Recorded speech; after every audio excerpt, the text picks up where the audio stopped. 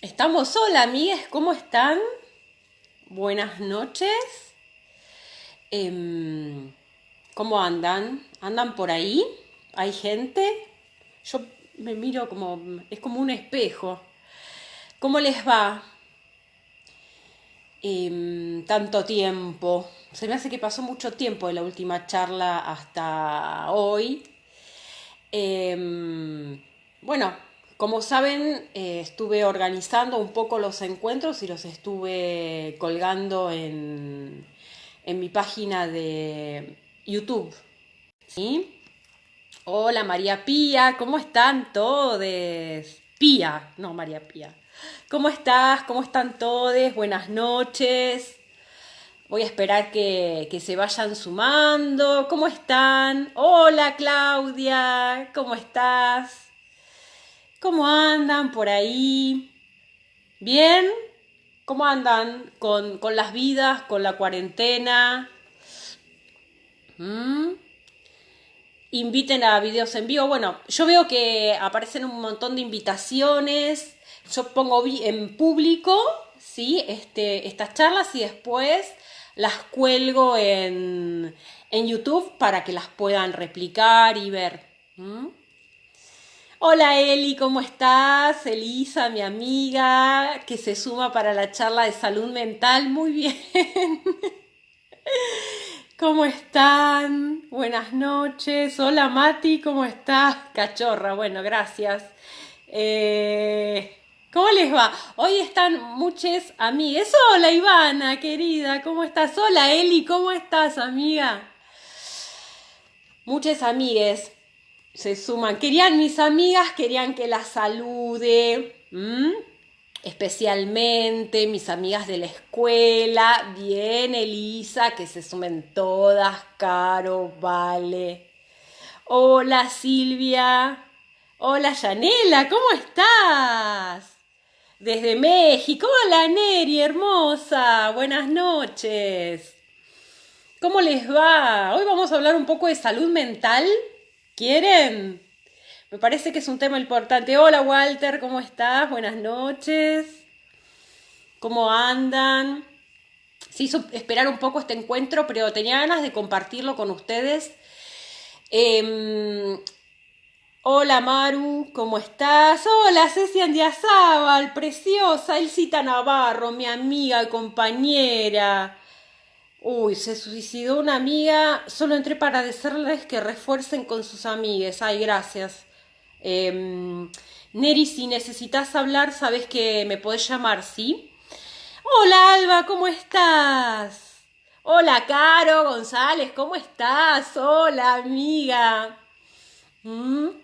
¿Cómo les va? ¿Cómo les va? Es importante lo que dice Neri, que estemos conectados. Bueno, el tema del abuso. Sí, es un tema para hablar en un encuentro específico, las consecuencias psíquicas del abuso sexual, ¿no? Y es un tema enorme, es un tema enorme, grave y dramático que muchas veces se lleva vidas, eh, se lleva almas, entonces, y los psicólogos trabajamos mucho y es importante trabajar con perspectiva de género, ¿sí? Todos estos temas. No es lo mismo escuchar con perspectiva de género un abuso que sin perspectiva de género. Hola, ¿cómo estás, Yanela? Guadalupe Marrero, ¿cómo estás? Ya hay un montón de gente conectada. Muchas gracias por, por la generosidad de estar y acompañarme. Sí, Cintia, Neri, llámame cualquier cosa, ¿sí? Por favor. Em, bueno, Natalia, Caro. Bueno, ¿cómo estás, Maru? Sí, un abrazo fuerte a la compañera que está viviendo esa situación tan difícil en relación a una amiga, ¿sí? Y es tan importante, hoy son las sincronicidades de la vida, hoy están compartiendo este encuentro mis mejores amigas también, así que... Y mi mejor amigo también. Así que bueno, muchas gracias, gracias totales. Hola, Vale, amiga de mi alma. Hola, Vane. ¿Cómo estás, Vane? Sí, Neri, en serio. ¿Cómo estás, Vale Navia, amiga querida? Ahí está tu hermanito también, por ahí. Eh, Valeria acá, Matías, yo me siento como un oso. Bueno, estás con todas tus amigas, tu hermana, muchas redes. Bueno, vamos a arrancar, ¿sí? A ver, es importante visibilizar. Hola Luna, compañera, ¿cómo estás, hermosa? Es importante visibilizar lo que sucedió. ¿Cómo estás, Lunita? Lunita Ingrid. Hola, Vane, es importante que estés también, porque vamos a hablar un poquito de salud mental y diversidad sexual. Ahí se están saludando todos mis amigues. Se pueden saludar también en privado, ¿eh? Les quiero mucho. El 17 de mayo fue el día de la despatologización con respecto de la diversidad sexual. Hace muchos años ya, creo que fines de los 80, principios de los 90, la Organización Mundial de la Salud despatologiza o quita de su manual de patologías a la homosexualidad. Y creo que el año pasado, el anteaño pasado, se quita a la transexualidad de los manuales de psiquiatría, digamos, pensándola como una patología en salud mental. Acá hay algunas cositas que hay que precisar. La Ley de Identidad de Género Argentina despatologiza la diversidad sexual, la transexualidad desde el año 2012, la Ley de Salud Mental desde el año 2006. O sea, hola Luján, ¿cómo estás? Así que en nuestro marco legal argentino es importante que tengamos en cuenta que hoy por hoy las cuestiones de género son sumamente importantes e imprescindibles para pensar la salud mental, ¿sí? Tanto en el plano de promoción de la salud mental, prevención y asistencia y rehabilitación también, ¿sí? Esto es fundamental. Yo voy a trabajar hoy con una presentación que hicimos con mi amiga Alexa Kremer, referente travesti, con la cual compartimos varios encuentros en el Colegio de Psicólogos de San Isidro, en el Distrito 15. Ale en un ratito se conecta, espero, recién hablé con ella, que es importante como referente travesti trans que pueda también expresarse y las compañeras puedan hacerlo también. Les cuento, yo soy psicóloga, me recibí hace casi 20 años y me dedico a los temas de género prácticamente desde que me recibí. Desde antes que me recibí. Hola Luján, preciosa, hermosos los artículos que estás escribiendo, compañera.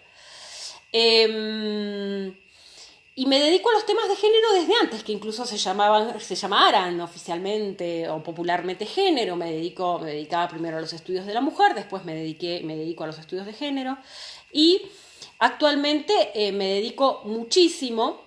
Hola Rocío, ¿cómo estás? Es importante siempre la mirada también de Rocío con las situaciones de discapacidad, y respecto a la salud mental. Está bueno, Rocío, que también tu voz y todas las voces de todos quienes están presentes, porque vamos a hablar de salud mental comunitaria. En este sentido, me dediqué y me dedico especialmente. Hola Daniel, ¿cómo estás, colega? También me dedico a los últimos años a trabajar en políticas públicas y también en el ámbito privado y en el ámbito universitario y en el ámbito de los colegios de psicólogos, a visibilizar la importancia de tener perspectiva de género para pensar la salud mental. También en la Facultad de Psicología, sí, que las compañeras de mi cátedra querida, Estudios de Género, me invitan todos los años. La pandemia demuestra físicamente lo que siente un disidente. Bueno, lo vamos a ver. Hola, ¿cómo estás, Daniel? Entonces, un disidente o la diversidad A ver, vamos a ir un poquito a qué dice la Ley de Salud Mental Argentina.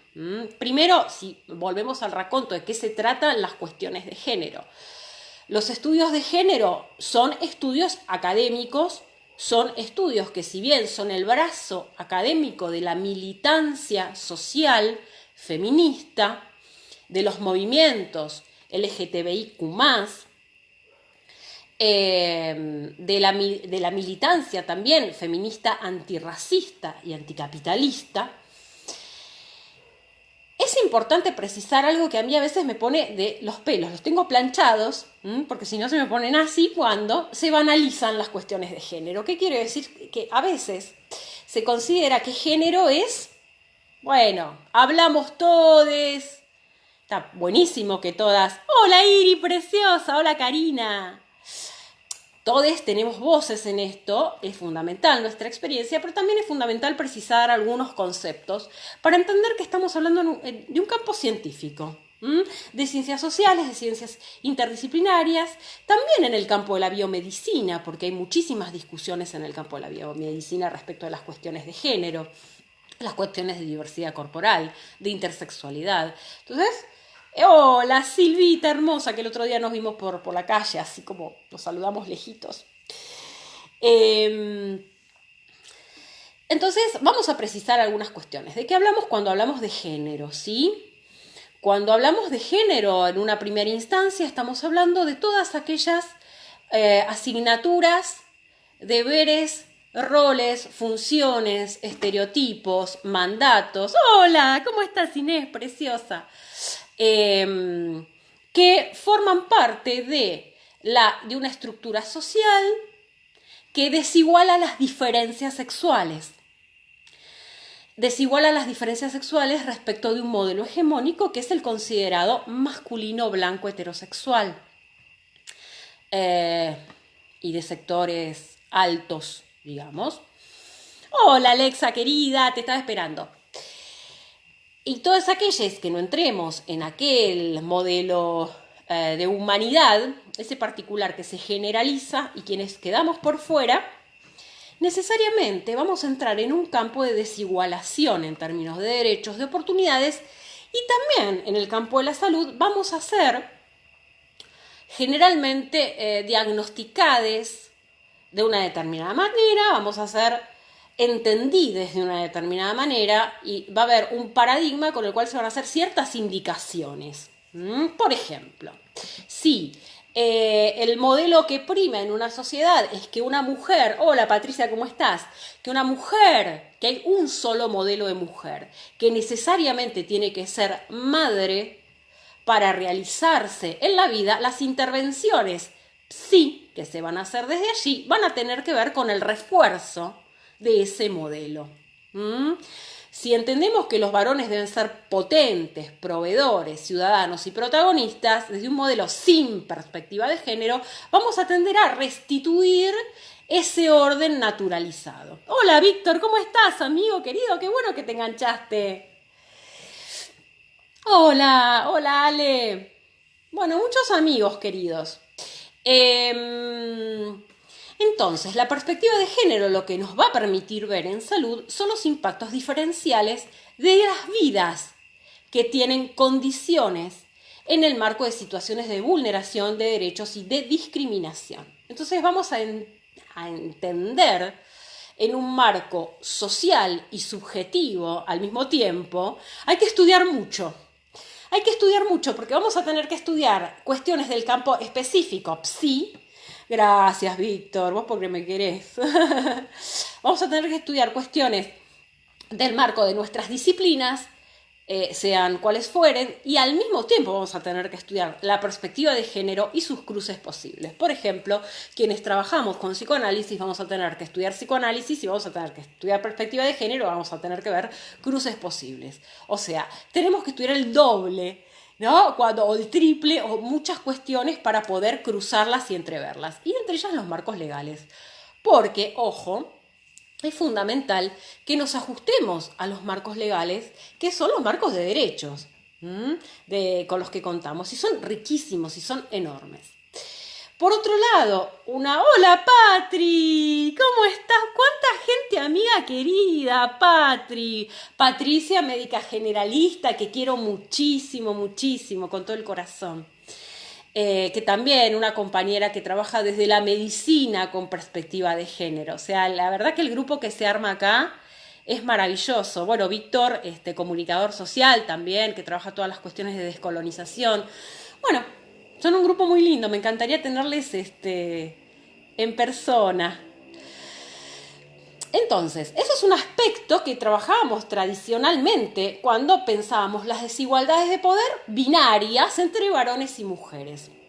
Con la creciente participación de los grupos LGTBIQ+, las voces de las personas gays, lesbianas, trans, travestis, intersex, etcétera, y más, se ha complejizado la mirada de manera tal que hoy cuando das talleres y trabajás y abrís a qué es género y qué son las cuestiones de género, la gente, las comunidades, los grupos con los que trabajás te dicen, es un modo de autopercibirse.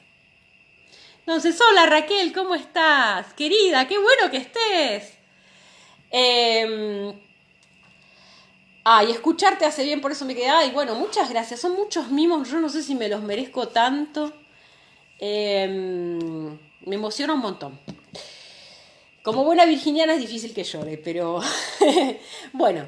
Entonces, entendiendo que es tan grosa la mirada y el aporte del feminismo, de los feminismos y de los grupos LGTBIQ+, en pensar la salud, pensar las corporalidades, pensar la definición misma, ¿de qué hablamos cuando hablamos de género? Pensarlo, como dice Marlene Guayar, como un gerundio, como una construcción social pasible de ser transformada. Entonces vamos a hablar de un plano analítico, porque analizar la vida con perspectiva de género, con perspectiva descolonial, con perspectiva de clase, con perspectiva de discapacidad, te cambia la vida, no ves las cosas de la misma manera. Cuando haces esos cruces se te abre el cerebro enormemente y empezás a ver un montón de puntos que estaban invisibilizados, empezás a ver un montón de injusticias y empezás a ver que el modelo humano es clásico, positivista y naturalizado, es sumamente injusto y reduccionista. Siempre hace bien escuchar a Clara, eso es lo que dicen porque me tienen lejos y porque no viven conmigo. La gente que vivía conmigo no dijo lo mismo. Hola Ceci, ¿cómo estás?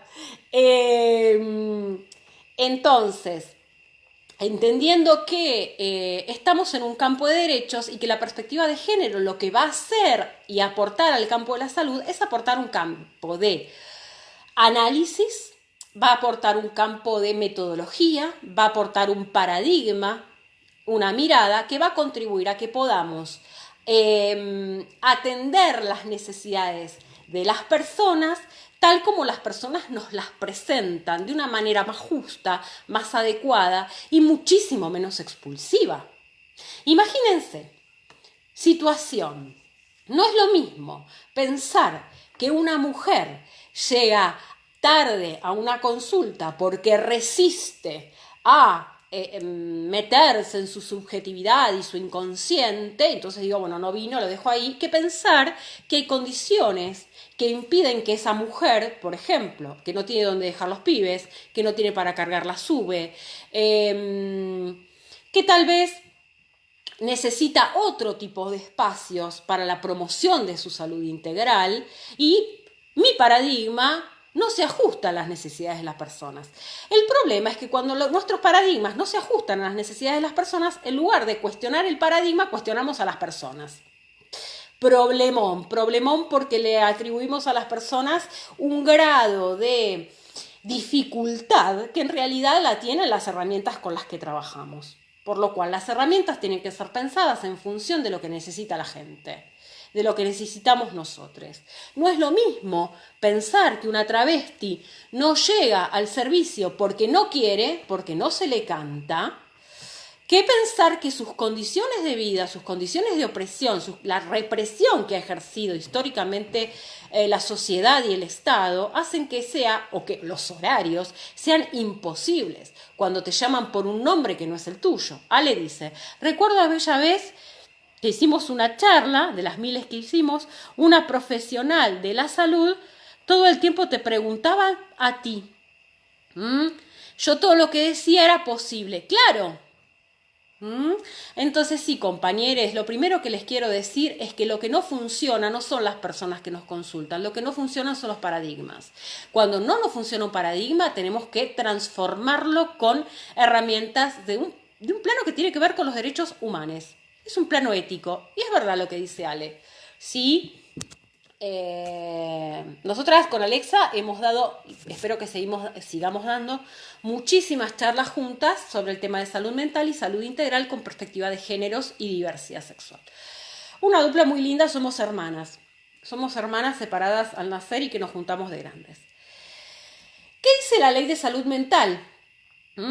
Respecto de las cuestiones no dice mucho de las cuestiones de género, yo creo que tendría que decir más. Pero hay algo que es fundamental. Hoy estoy sin anteojos, me hago la canchera. Voy a acercar la computadora. El artículo 3 de la ley 26.657 dice, en el marco de la presente ley, o sea, la ley de salud mental, se reconoce la salud mental como un proceso determinado por componentes históricos, socioeconómicos, culturales, biológicos y psicológicos, cuya preservación y mejoramiento implica una dinámica de construcción social vinculada a la concreción de los derechos humanos y sociales de toda persona. O sea, lo primero que dice la ley, y esto tendría que incorporarlo a la carrera de psicología ya, es que la salud mental es una construcción social. Tiene que ver con las dinámicas familiares históricas, pero no podemos reducir nuestra salud a una conflictiva exclusivamente intrafamiliar. Y tiene que ver con el campo de los derechos de las personas. ¿Sí? ¿Conocen la ley? ¿Habían escuchado que existe una ley de salud mental? Esto es fundamental. Entendemos a la salud mental como un derecho humano y multideterminada. ¿Cómo las extraño? Si nos estábamos extrañando mucho. Y después, el artículo 3 también dice, en ningún caso puede hacerse un diagnóstico en el campo de la salud mental sobre la base exclusiva de un estatus político, socioeconómico, perteneciente a un grupo social, racial o religioso. No podemos patologizar a una persona porque no se ajusta a nuestra dinámica de trabajo. Bajo ningún punto de vista. Cambiemos la dinámica de trabajo. Que hay que moverse, hay que moverse. Dice Claudia Orellana. También la perspectiva de género en educación, donde se sigue patologizando a la persona siendo expulsiva. Absolutamente. Absolutamente.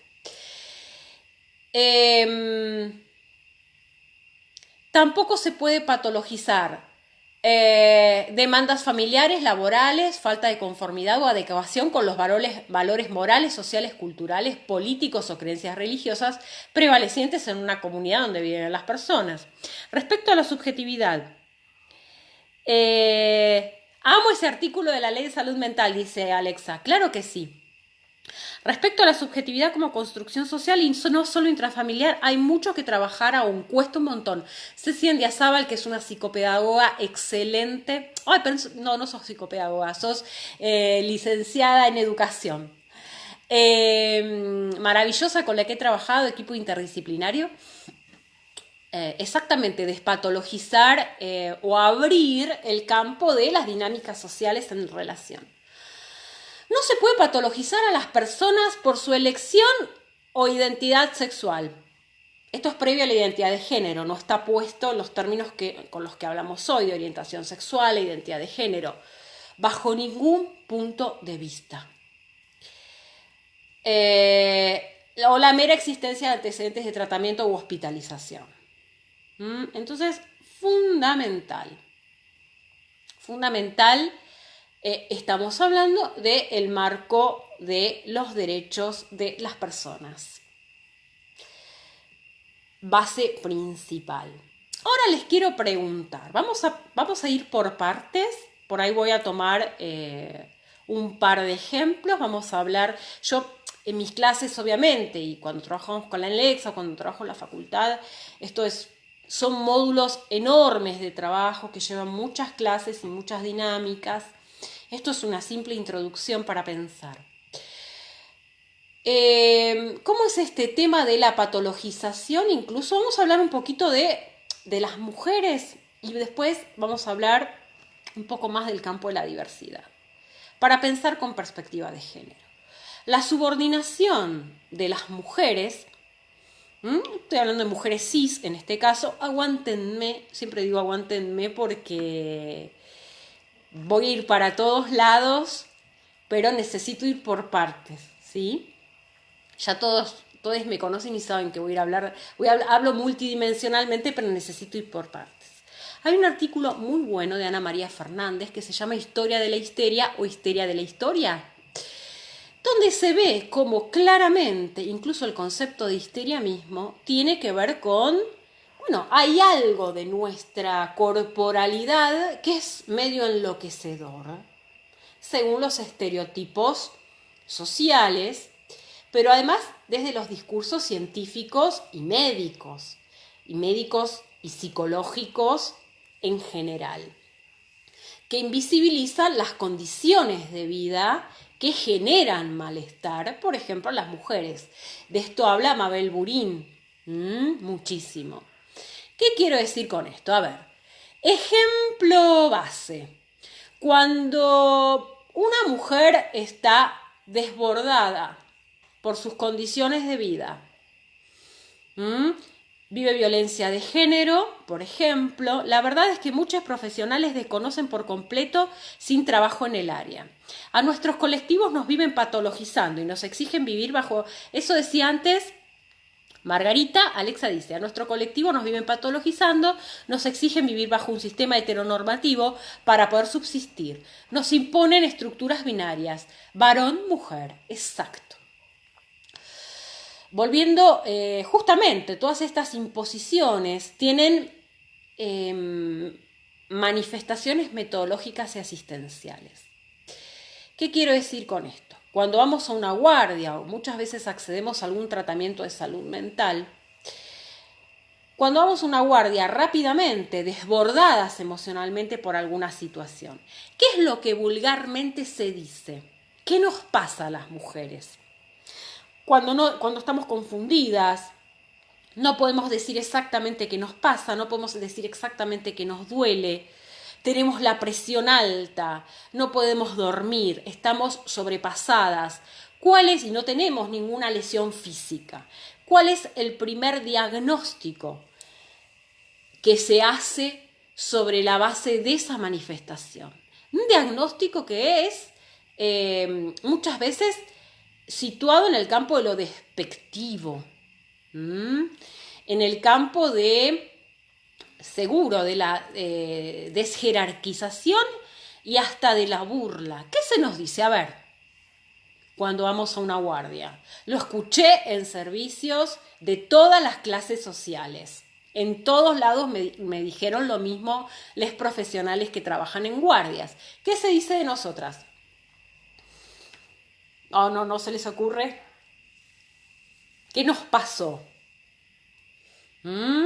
Tenemos presión alta, estamos desbordadas, no podemos dormir. Somos unas histéricas, desbordadas, desequilibradas, inestables emocionalmente. Exactamente. Entonces, ¿qué se hace? ¿Cuál es la intervención inmediata? La intervención inmediata es tome algún tipo de medicamento, histérica mal cogida, ataque de concha, indispuestas. No se da lugar y espacio a la palabra y a la organización. una cosa es la intervención en la guardia y después la posibilidad del tratamiento que pueda acceder esa persona. Histérica, pero de la peor manera, ¿sí? Loca, siempre estamos locas, porque estamos por fuera del modelo de lo humano racional, somos unas histéricas. Detrás de de ese despechada, ese pseudo diagnóstico, cuando abrimos a la voz, a la palabra, puede haber violencia de género, violencia en la pareja, desequilibrio hormonal, o sea, se atribuye, está muy bien lo que decís, Vero, se atribuye a nuestra corporalidad siempre es en menos respecto a un modelo, siempre nos hace ineptas para tomar la palabra, para ser protagonistas en el mundo público, para decir lo que sentimos y lo que pensamos. Nuestras hormonas nos impiden los debates por el derecho al voto femenino. ¿Cómo vamos a poder decidir si estamos menstruando, si estamos... ¿Cómo vamos a ser sujetas racionales y sujetas públicas?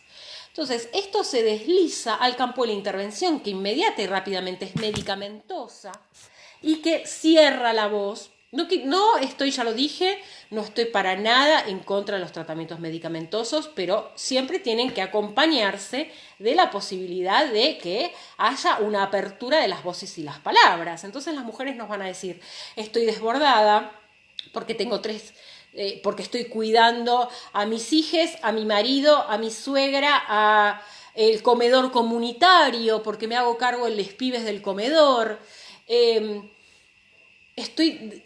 Porque vivo violencia, empezamos a registrar y empezamos a ver condiciones, porque en mi trabajo me explotan, empezamos a ver condiciones de vida materiales, reales, que hacen a la desigualdad de género, que son invisibilizadas con estos discursos pretendidamente naturalistas. La vez pasada con las chicas de Toples con todo al aire, sin demasiado emocionales para todo, ¿no? Como un prejuicio. Una cosa es el derecho a la salud, el derecho inalienable a la salud, y otra cosa es que se utilicen argumentos naturalistas, biologicistas y falacias de ese estilo para subordinarnos. Entonces, si vamos a mirar con perspectiva de género, vamos a entender, ni que hablar si sos una mujer lesbiana, ni que hablar si sos, ¿y cuántos hijos tenés? ¿Y tu marido? ¿No tengo hijos? No tengo marido, tengo novia, sí tengo hijes que los tuve de determinada manera. O sea, damos por supuesto desde un paradigma heteronormativo, además, cuestiones que después intervenimos en un plan. ¿Qué sucede? La persona después no vuelve más. Y era una resistencia, esa persona es inanalizable, no es agrupable, siempre el estigma es hacia la persona. Ahora me voy a meter un poquito más y se entiende la diferencia que tiene mirar con perspectiva de género, analizando las condiciones de vida reales, ¿sí? Materiales que también hacen a la subjetividad. Y la posibilidad de poder desplegar los sentimientos de culpa, poder desplegar las presiones sociales, qué pasa con la sexualidad de estas mujeres y un montón de otros aspectos que son silenciados. Yo no menstruo, pero me trataban de histérica muchas veces porque está feminizada, Alexa. Y todas aquellas que no feminizamos, Ale, querida, y está bueno, Alexa, como referente travesti, vamos a entrar en el modelo de lo histérico, en el modelo de lo menos. Por supuesto, menstrues o no menstrues, porque tiene que ver justamente con la feminización. Y la feminización en una sociedad que desiguala las diferencias respecto de un modelo de masculinidad, de humano masculino, digamos, siempre va a ser en menos y va a ser desjerarquizada. No es lo mismo feminizarse, ¿no? Bueno, tendremos que ver las cuestiones ligadas a la masculinidad. Hoy no voy a entrar en el campo de la salud mental de la masculinidad porque sería un montón. Lo que les puedo decir es que las mujeres consultamos el doble o muchísimo más en salud mental que los varones, porque también hemos tenido ese recurso de haber sido educadas para conectarnos con nuestras emociones de una manera que los varones tradicionalmente no. Entonces, a mí me diagnosticaron mal casi un año de gastritis nerviosa, colon irritable y demás, dice Silvia. Y había bajado más de 20 kilos y me siguen diciendo que era psicológico. Los médicos me trataban de exagerada, no me creían. O sea, no creernos, nuestra voz no es suficientemente importante, ¿no? No me creían el dolor que tenían. Ni mi expareja tampoco. Nunca vieron que tenía la vesícula llena de piedras hasta que me operaron de urgencia. El daño mental y físico que me hicieron duró casi 2 años y venía de un estrés postraumático. Gracias, Silvia, querida, por este comentario. No nos creen. Hola, Hugo, ¿cómo estás, maestro querido? Amigo maestro, Hugo Uberman. Qué lindo encuentro, cuántas amigues. No nos creen, no somos creíbles, porque siempre estamos hablando desde algún lugar instintivo, poco científico. Y esto lo arrastramos las cientistas sociales de la perspectiva y de los estudios de género. Siempre somos un poco locas y poco científicas. Y yo les estoy contando elementos que nos lleva muchísimos años estudiar y trabajar. No son antojos de histéricas, sino que hay muchísima investigación y muchísima fundamentación en el campo de la salud con perspectiva de género. Hay muchísimo material de la Organización Panamericana de la Salud, de la Organización Mundial de la Salud, que trabaja en la incorporación de la perspectiva de género en salud. No es un antojo. Y es un poco agotador estar lidiando siempre y explicando en todos los ámbitos que estamos haciendo ciencia.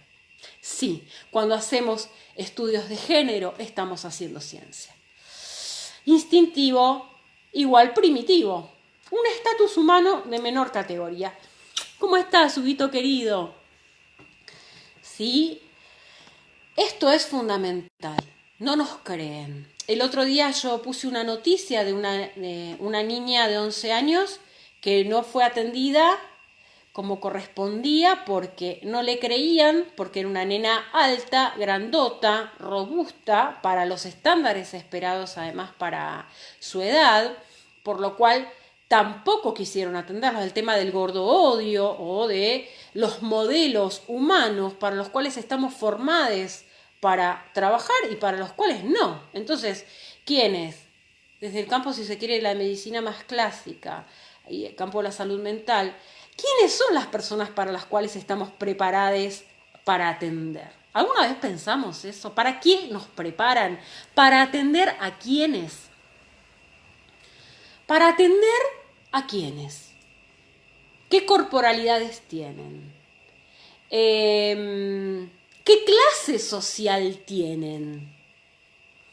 ¿A qué pertenencias étnicas tienen? Y nos vamos a dar cuenta que estamos educadas para trabajar con personas blancas, heterosexuales, de sectores sociales medios y altos, y con suerte, porque no estamos preparadas para trabajar la especificidad de las condiciones de vida, de las feminidades, de las masculinidades, ni de las diversidades. La estamos repifiando. Entonces, por eso, tenemos un país o de las más altas cargas de psicólogos de la Tierra, del planeta Tierra, pero ni siquiera tenemos demasiados datos de cuáles son las políticas públicas en salud mental y cuál es la eficiencia del trabajo que hacemos. Sí, está bien hablar de eficiencia. Sí, está bien hablar de resultados. Aunque estemos en tensión con ver cuestiones íntimas, subjetivas y singulares. También tenemos que pensar en el campo de la política pública, que no solo es el campo de encerrarnos en nuestro consultorio y ya. Ya sea en lo público o en lo privado. En lo público aquí ni hablar, reproducir el modelo privado es tremendo, tremendo. Se hacen estragos. Por lo cual, creo que en salud mental debe haber políticas integrales que tengan perspectiva de género y tenemos que tener estadística en salud mental y tenemos que tener epidemiología en salud mental y tenemos que incorporar la perspectiva de género. Y trabajar con herramientas como cajas de herramientas multidisciplinarias para escuchar esa singularidad. No quitas peso a la singularidad que trabajamos, sino que enriquece a una sociedad en su colectivo pensar con esta perspectiva. Me voy a ir un poquito a las cuestiones de diversidad sexual. Justamente esta semana, dice Karina, compartí un caso por Rolón con historias inconscientes en un grupo de psicólogos muy grande. Esta historia de Débora, Rolón analiza el mismo como un caso de histeria. Es un caso de una joven que empieza su vida sexual con un profesor en el viaje de egresados, quien luego de tener sexo la deja. El profesor, que abusa de su posición, es casado. Le dice una mujer ya grande, a pesar de que ella dice que esa situación fue una mierda, que algún disfrute debió tener. Habla de mascaradas de la histeria cuando hace un análisis del caso. Excelente lo que decís, compañera Karina. A ver, claramente, lo que dice Karina es un análisis sin perspectiva de género. Si una mujer, si una jovencita está diciendo que hubo una situación de abuso, porque de abuso sexual, de parte de un profesor, interpretar de esa manera, sin escuchar la desigualdad de poder que allí aconteció y el padecimiento de esa mujer, de esa niña, de esa jovencita, en esa situación de desigualdad de poder y de subordinación y las consecuencias psíquicas de la subordinación, es una falta en el campo de los derechos humanos. Y la estamos revictimizando, porque estamos diciendo que ella eligió y consintió esa situación. Por lo cual, la perspectiva de género es un campo ineludible y absolutamente obligatorio para trabajar cuestiones ligadas a la salud mental. Así como entender todas las intersecciones. Excelente el caso que das. Está el desencuentro de lo singular, artesanal y la presentación de resultados, nos falta más epidemiología. Exactamente, ahí hay una tensión. Podemos seguir haciendo singularidad, artesanía, arte y al mismo tiempo política pública. Yo creo que es posible, porque creo que en otros campos eso es posible. En dicho grupo defendieron la intervención de Rolón sosteniendo un goce. Esto es terrible, sostener que existe un goce en situaciones de abuso y violencia es una práctica en términos de violación, de revictimización. Está lleno de intervenciones así en los juzgados. Está lleno de intervenciones así en los consultorios. Está lleno de intervenciones así en el Estado. Revictimizantes. Entonces hay un campo enorme de trabajo de psicoanálisis con perspectiva de género, salud mental con perspectiva de género, promoción de la salud mental con perspectiva de género, que hace que no vayamos a resolver todos los problemas ni que nuestras intervenciones vayan a ser absolutamente perfectas, bajo ningún punto de vista, pero nos vamos a acercar un poquito más a lo que esa persona nos está diciendo, a la verdad que esa persona nos trae. No, por favor, Karina, me parece que tu ejemplo es maravilloso. Nos vendría una reconstrucción seria del psicoanálisis y sus categorías diagnósticas también están atravesadas por la heteronormatividad. Así es, querida Ceci. Yo en este momento estoy estudiando con Débora Tajer y un grupo grande de personas psicoanálisis con perspectiva de género. En nuestro país es muy prolífico hace muchísimos años respecto de pensar el psicoanálisis con perspectiva de género y es maravilloso. Ella no dice que es abuso, por eso los colegas dicen que no hay abuso. Y fueron muchos colegas diciendo que el psicoanálisis no debe ocuparse de ninguna moral. No se trata de ocuparse de una moral, a ver, una persona puede registrar o no una situación de abuso, no se trata de una cuestión moral, sino que se trata de estar ajustados a la verdad de esa persona, entendiendo con cómo se construye la salud mental, como dice la ley, en términos sociales, políticos, económicos, singulares, y estas relaciones de género desiguales que hacen al malestar.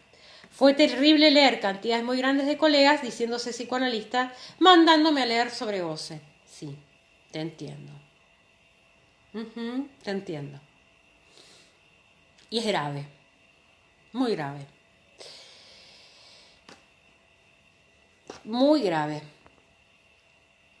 Por más profesionales sí con perspectiva de género, si no se visibiliza esta desimetría, siempre seremos leídes desde los estereotipos. Gracias, Clara, por abrir estos temas. No, por favor, es un placer. Para eso estoy. Y trabajando, claro, y no juzgan del mismo modo si una adulta es una mujer, si la adulta es una mujer. Así es.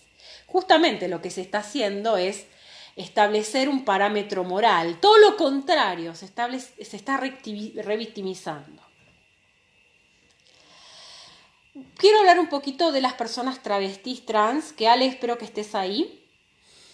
Respecto de la salud mental. Yo escribí hace poquito y posteé un artículo que escribí sobre el acceso o el inacceso de las personas travestis a el campo de la salud mental. Pareciera que además acceder a un tratamiento de salud mental es para algunos. No, gracias a vos, Karina, por tu aporte. Pareciera que es para algunos, además, ¿no? Todavía hay muchos prejuicios, todavía hay mucha ligazón a las cuestiones ligadas al estigma. Bueno, estás loca, loque.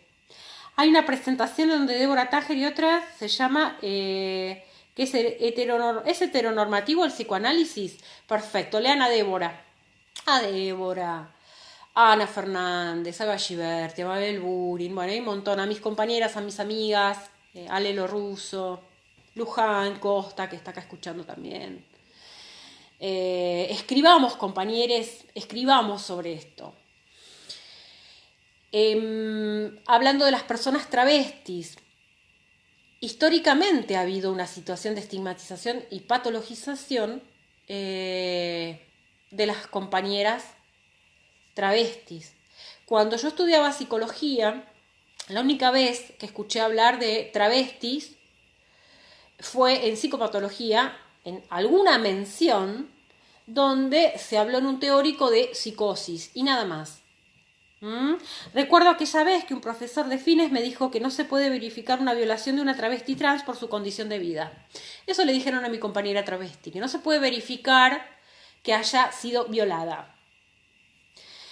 Son violencias, y acá cruzamos con educación, son violencias simbólicas, pero que tienen una carga real y una marca enorme. Hace poquito, el año pasado, fui a dar un teórico a la Facultad de Psicología y les pregunté al alumnado, a la alumnade, sí, cómo era todavía... ¿Cómo seguía siendo la formación? Yo me recibí hace 20 años, digo, bueno, por ahí cambió, por ahí ahora tienen otra mirada, y no se trabaja en profundidad sobre diversidad sexual, no se trabaja sobre educación sexual integral, o sea, no se trabaja todavía sobre estas temáticas. Quedan, o si se las trabaja, se las sigue trabajando de una manera bastante anacrónica y que no está sujeta a las leyes actuales. No está sujeta a las leyes actuales y no está sujeta a la sociedad real con la que vivimos, ¿no? Si vamos a patologizar, vamos a terminar patologizando todas las condiciones de vida de la tierra, ¿no? Y estigmatizando. Vamos a ver cuáles son las condiciones de vida de las personas travestis trans, ¿sí?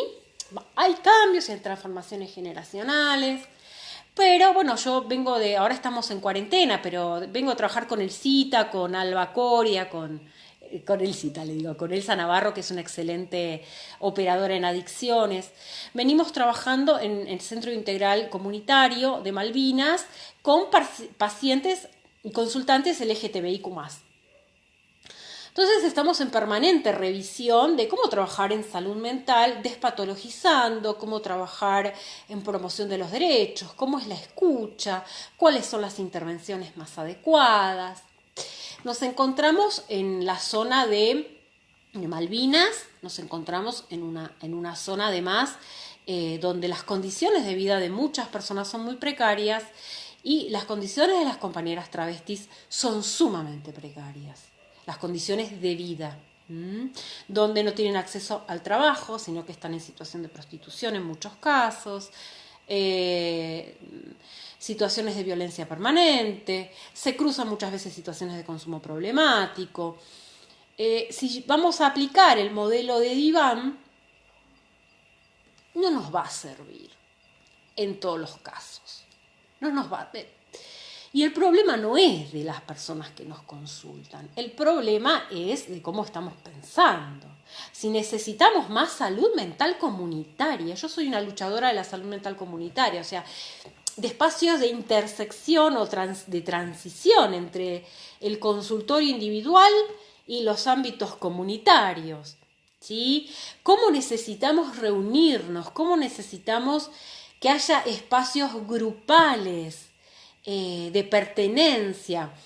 Los principales padecimientos que las personas travestis, y en muchos casos abriendo a la diversidad en general, te cuentan, tienen que ver con la expulsión y con la discriminación, no con la identidad de género y de orientación sexual que tienen. Tienen que ver con el rechazo familiar, no tener acceso a un buen trabajo, con que te digan barbaridades en la calle, con no haber tenido nunca un abrazo. Tiene que ver con el rechazo a tu identidad y a tu orientación sexual. Eso genera sufrimiento. Totalmente, el diván es un dispositivo posible más que está buenísimo, pero hay muchísimos dispositivos. Existen dispositivos comunitarios, dispositivos grupales, dispositivos territoriales. Existen modos de encuentro, de circulación de la palabra y puesta en juego de la subjetividad. Una mateada. Ale Kremer, ¿estás por ahí? ¿Te acordás cómo empezamos en Pilar a trabajar con las compañeras travestis? En Pilar, en la municipalidad de Pilar, lo que empezamos es a trabajar en el territorio un montón y las compañeras travestis se empezaron a acercar, primero y principal porque había una referente trans adentro. Empezamos a generar las condiciones para escuchar a las compañeras a partir de referentes. Y una vez que la compañera referente estaba, empezaron muchas compañeras a confiar en nosotras. Que no éramos el brazo duro del Estado que las iba a hacer mierda, como las venía haciendo mierda siempre, sino que las íbamos a acompañar, entender, no juzgar, nos íbamos a callar la boca para que ellas pudieran hablar. Empezamos tomando mate en la oficina. No sé si también estaban ahí. A tomar mate, mientras nosotras trabajábamos, en el escritorio las compañeras trans venían, se acercaban, saludarnos, un beso, hola Clarita, hola, ¿cómo estás? Contame tu vida, contame tu historia, contame tu sexualidad, compartimos un mate, compartimos un abrazo, nos reímos, compartimos códigos, compartimos amorosidad y a partir de esa enorme confianza empezamos a trabajar. Y a partir de esa enorme confianza se armaron dispositivos grupales y se armaron un montón de cosas sumamente interesantes, también en términos comunitarios, que hoy siguen y eso está buenísimo, ¿sí? Por lo cual, hola Alexa, ¿te acordás cómo empezamos a laburar en Pilar el tema de diversidad? A través de encuentros, mateadas, hablar de ustedes, que ustedes pudieran hablar de ustedes mismas y nosotras callarnos la boca, o sea, ¿qué tenemos nosotras para decir? ¿Qué tengo yo como psicóloga para decir de las experiencias de vida de las otras, ¿no? Entonces, que ello se pudiera manifestar. Hoy por hoy no tenemos datos epidemiológicos aún de las vidas de las personas travestis trans. ¿Por qué? Porque nuestro censo, el último censo, no fue binario. Entonces los datos sociosanitarios con los que contamos son de las organizaciones sociales. Tenemos que las personas travestis trans en promedio de vida tenemos sobre muestras muy pequeñas. Las condiciones de vida hacen que las personas vivan menos que las personas cis, muchísimo menos. No todas, por supuesto, porque estos son muestras pequeñas. No tenemos un relevamiento poblacional nacional ni local.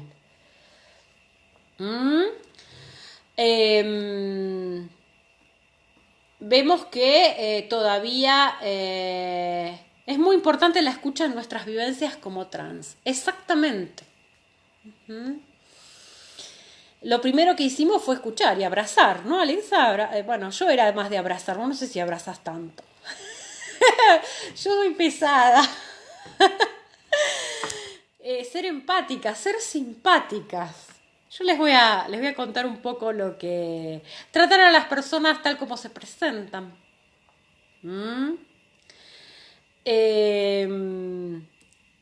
Les voy a contar un poquito sobre un artículo que escribí a partir de esta experiencia. Sobre cómo trabajar con mirada de género sobre especialmente personas travestis trans para generar un mayor acceso. Esperen que lo busco. No veo, puse una letra muy chiquita. Bueno, primero y principal, como dice Ale, la escucha, la empatía.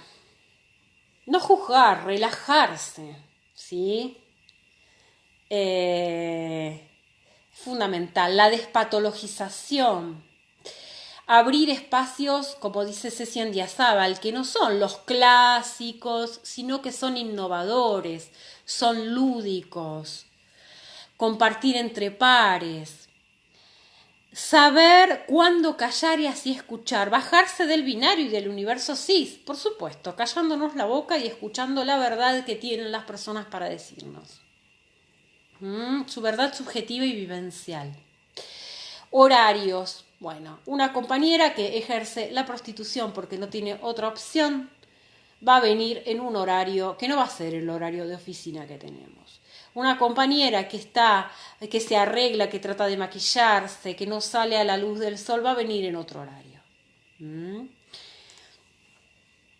Va a venir en otro horario y va a necesitar espacios específicos, espacios donde pueda encontrarse con otras compañeras y otros compañeros que estén atravesando las mismas situaciones de vida. Y muchas veces quienes no estamos atravesando esas situaciones de vida solamente podemos contribuir en facilitar la palabra, que es un montón. Facilitar la palabra, no juzgar. Nos vamos a encontrar muchas veces, como les decía, con situaciones de consumo problemático. Necesitamos trabajar muchas veces en situaciones de la autovalía, la autoestima, porque muchas de ellas fueron y son discriminadas y expulsadas tempranamente de las familias.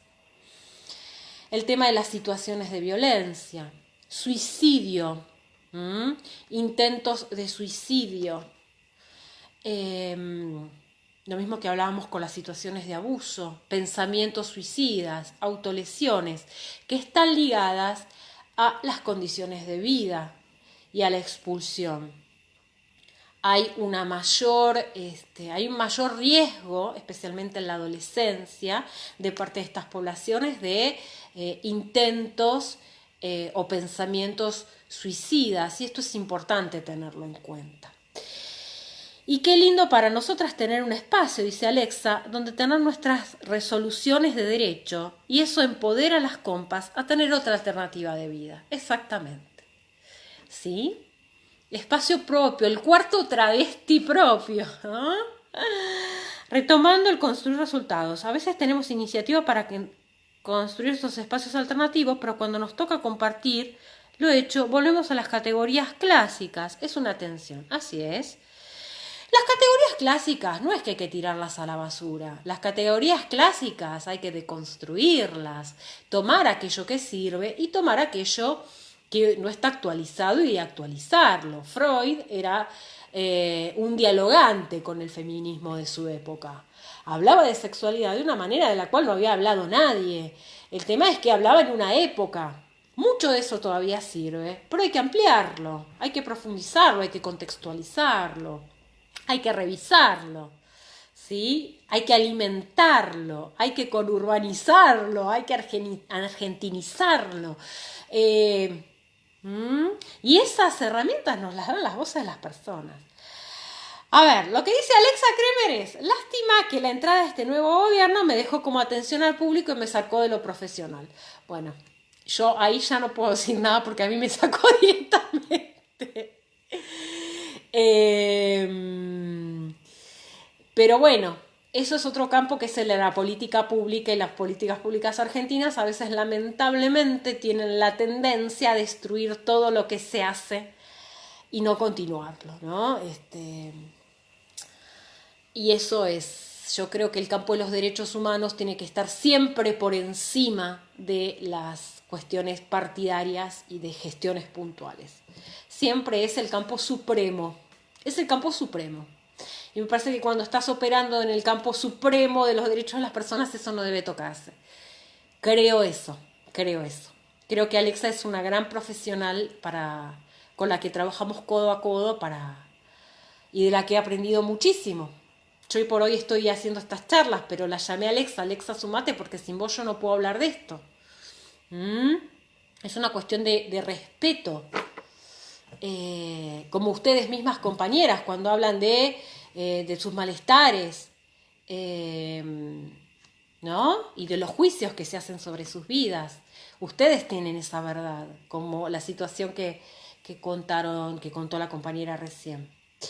Muchas veces nos encontramos con las compañeras trans con estrés postraumático, múltiples abusos, consecuencias psíquicas de ver sufrir y morir amigas y compañeras de manera prematura e injusta. Eso tiene consecuencias psíquicas, de ver morir a tu compañera, a tu amiga. El padecimiento psicofísico de vivir situaciones de prostitución. Hola Juan, ¿cómo estás? Juan Sotelo. La angustia que genera. Leo estos malestares como marcas psíquicas de la institución subjetiva del avasallamiento permanente de los derechos humanos que viven las personas travestis y transgénero.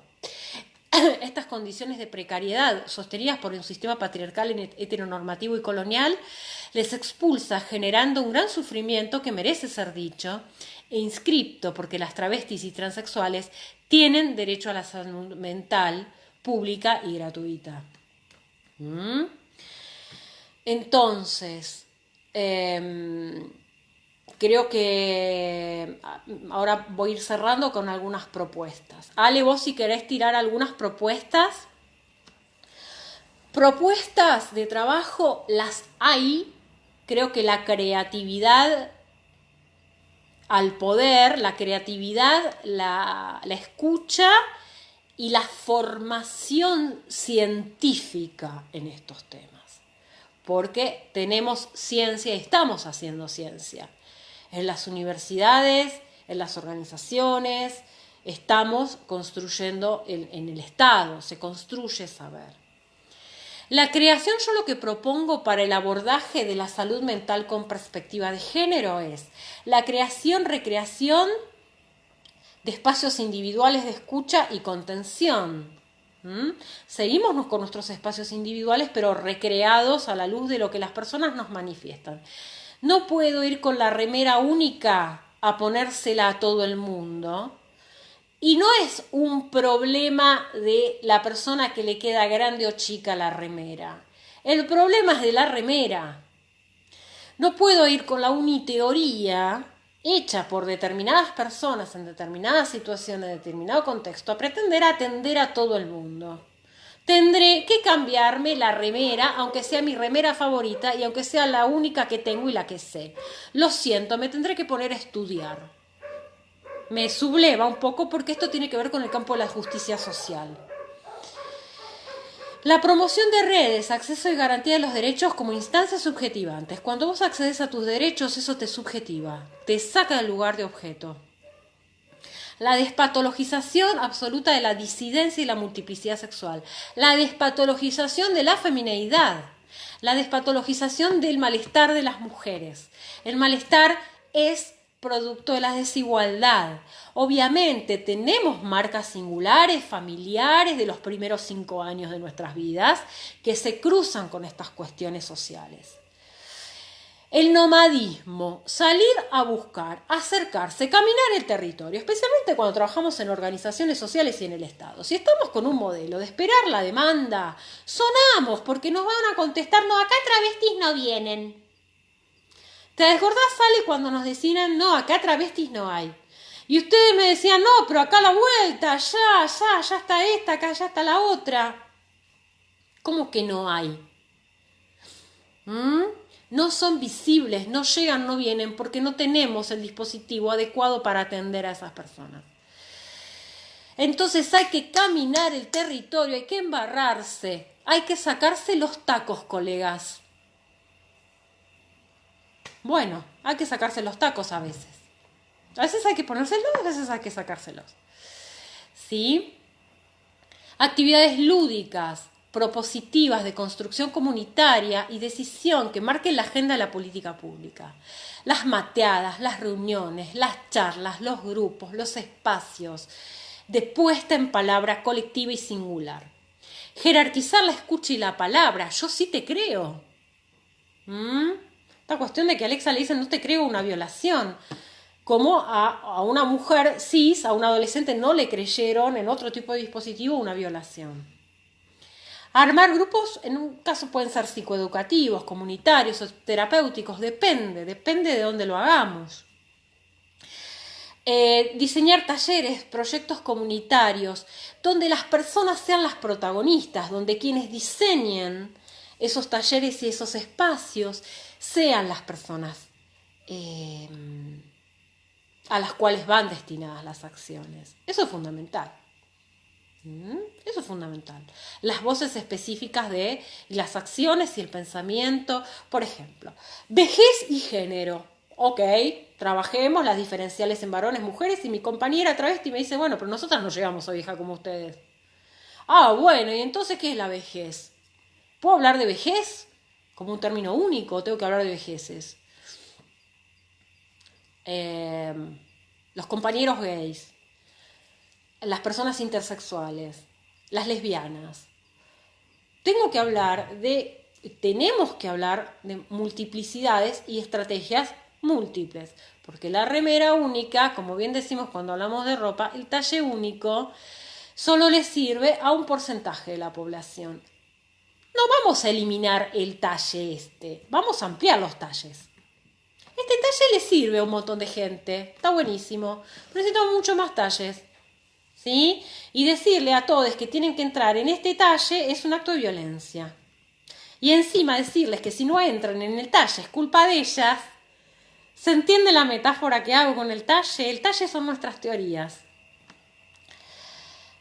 Trabajar transdisciplinariamente, interdisciplinariamente. Acompañar amorosamente las transiciones. A ver, que una persona te diga que está en una situación de salida del closet o una situación de transición genérica, no implica necesariamente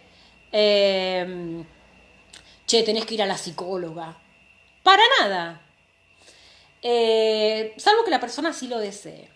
Entonces muchas veces se pensaba, bueno, que haya una psicóloga así, escucha en la primera instancia.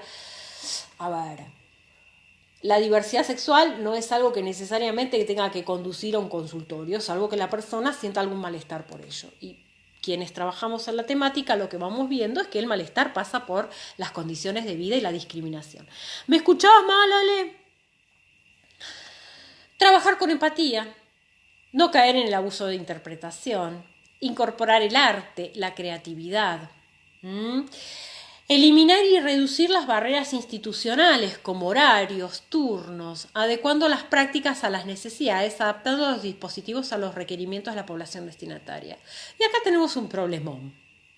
que es la precarización de las instituciones y de las condiciones de trabajo para que sean adecuadas a lo que la gente necesita. No solo necesitamos formarnos en los temas, sino que necesitamos estar en condiciones adecuadas para trabajar. Si yo tengo que atender a las 8 de la noche, necesito que me paguen como corresponde el horario de las 8 de la noche. Entonces, no sé, hay un ida y vuelta también en jerarquizar a los profesionales y a los equipos, los equipes que trabajamos con estos temas para poder brindar. Y esto tiene que ver, para poder brindar buenos recursos, los recursos adecuados. No es soplar y hacer botella. Y no solo buena voluntad de quienes tenemos sensibilidad sobre estos temas. Tenemos que tener las condiciones de trabajo adecuadas. Entonces, esto es el campo de política pública. No puedo irme de la política pública porque es mi tema. Necesitamos condiciones dignas para ir a hacer ese taller de ESI a la escuela vespertina. No podemos ir a hacerlo bajo la precariedad, porque lo vamos a hacer por buena voluntad y a la tercera nos vamos a cansar y no vamos a poder ir más. Es un ida y vuelta también. Muchas veces los equipos no solo no tienen formación, muchas veces hay formación, hay sensibilidad y hay buenas intenciones, pero lo que no hay es un sostén institucional que permita que lleguemos a la población como corresponde. Y de esto se trata, la política pública sin recursos no es verdad, es una ficción.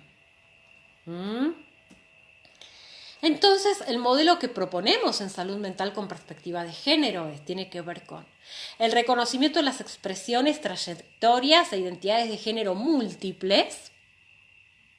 Sí, se maneja mucho con el voluntarismo, entonces podemos ser la red de voluntarios más linda del mundo, pero ¿cómo se sostiene?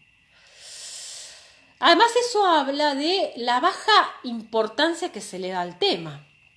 Entonces, identidad de género. Cuando hablamos de identidad de género, hablamos de identidades cis, hablamos de identidades trans. Y esto lo hago y lo digo también basada en haber escuchado a Loana Berkins en una charla que coordiné hace muchísimos años. Y Loana decía, no solo las travestis tenemos identidad de género, ¿no? Identificar estos malestares que tienen que ver con las distintas identidades. El reconocimiento de la singularidad de los modos de vivenciar, expresar y transitar los géneros como un derecho humano. El reconocimiento de las personas trans como sujetas activas de derecho. El abordaje de la salud desde una mirada integral. El acceso a la salud de calidad. La atención despatologizadora. La atención centrada en la autonomía con todes. El derecho a la no discriminación y la atención sanitaria y a no vivir ninguna situación de discriminación. Cecilia dice, tema política pública, la inclusión con perspectiva de género de las personas trans, adolescentes en las escuelas, está en veremos. Se adhiere o se rechaza, pero la construcción aún se realiza en forma voluntaria por parte de algunas. Así es, Ceci. Así es. Hola, Ale, volviste. Entonces también del otro lado del mostrador abogar porque quienes, como dice Alexa, quienes sabemos o quienes militamos, luchamos y formamos parte de estas colectivas, podamos tener condiciones de acceso a poder hacer nuestro trabajo de una manera digna para que sea más eficiente, para que les sirva a las personas. Y que los equipos de trabajo, los equipos profesionales y todo se cruza con el acceso a la educación, tenga una activa participación y pertenencia de las personas del campo LGTBIQ+, de las personas marronas, como les decimos, de las personas discapacitadas, donde todas las voces y estas intersecciones puedan formar parte de la planificación de estrategias adecuadas, a lo que las personas nos traen y al dolor y el malestar que las personas nos traen. Así que cerrando, Ale, ¿vos querés decir algo sobre las propuestas ahora que me estás escuchando para la asistencia y la promoción de la salud de las personas trans? Te escucho, compa. Nuestro amigo David no se sumó, ¿a vos te parece? No nos quiere escuchar, David no nos quiere escuchar, no nos soporta más. Yo les agradezco muchísimo que tanto respeto. Vamos a seguir trabajando estos temas. Yo la semana que viene voy a trabajar un poco el tema de intersección. Voy a trabajar política pública porque es mi tema. Voy a trabajar interseccionalidad y género y transversalidad y género y voy a retomar estas cuestiones. Con Ale Kremer aprendí...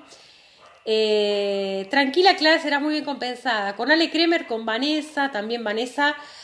como lo digo porque ella lo visibiliza, obviamente es un lugar político, Vanessa como militante lesbiana, también ha formado parte activa de nuestro equipo de trabajo para visibilizar las necesidades de las lesbianas.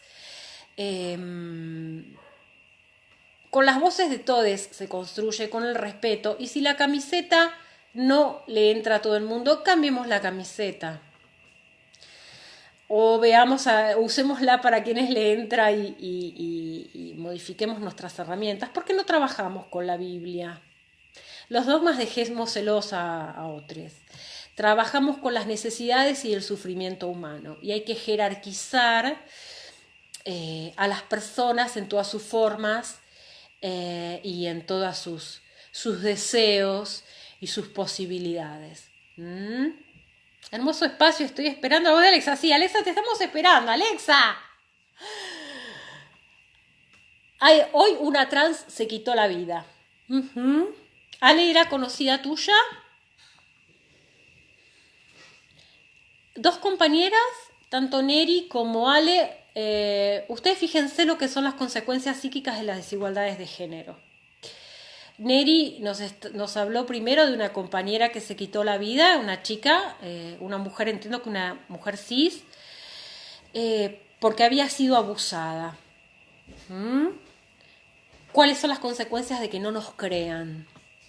Una compañera trans se quitó la vida.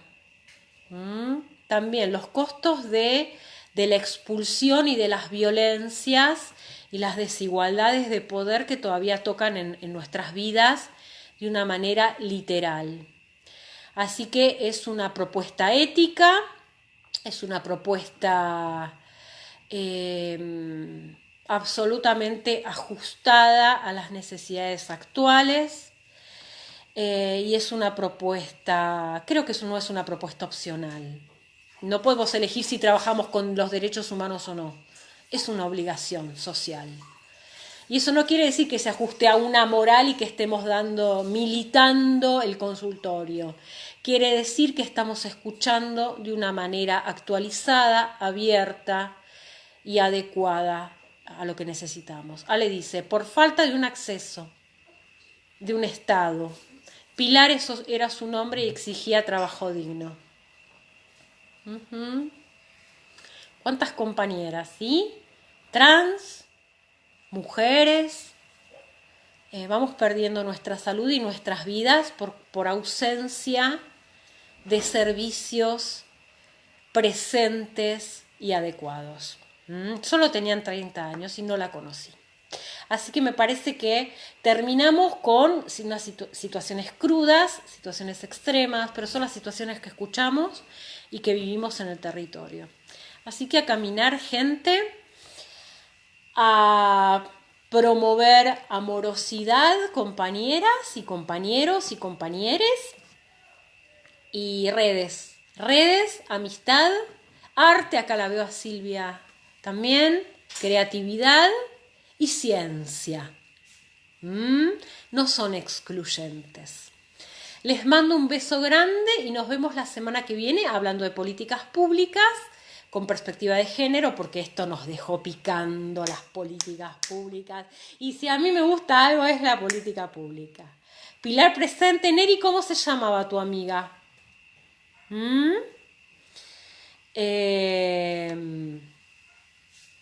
Así que bueno, en homenaje a las compañeras que por situaciones, tanto la amiga de Neri como la la persona que comenta, bueno, tanto la amiga de Neri como Pilar son dos víctimas de las desigualdades de género y una sociedad patriarcal que todavía persiste. Y ese es el compromiso de transformarla. Beso a todos. Pauli y Pilar presentes. En homenaje, se me pone la piel de gallina, perdónenme, es muy emotivo para mí. Les mando un beso grande, presentes, compañeras. Besos.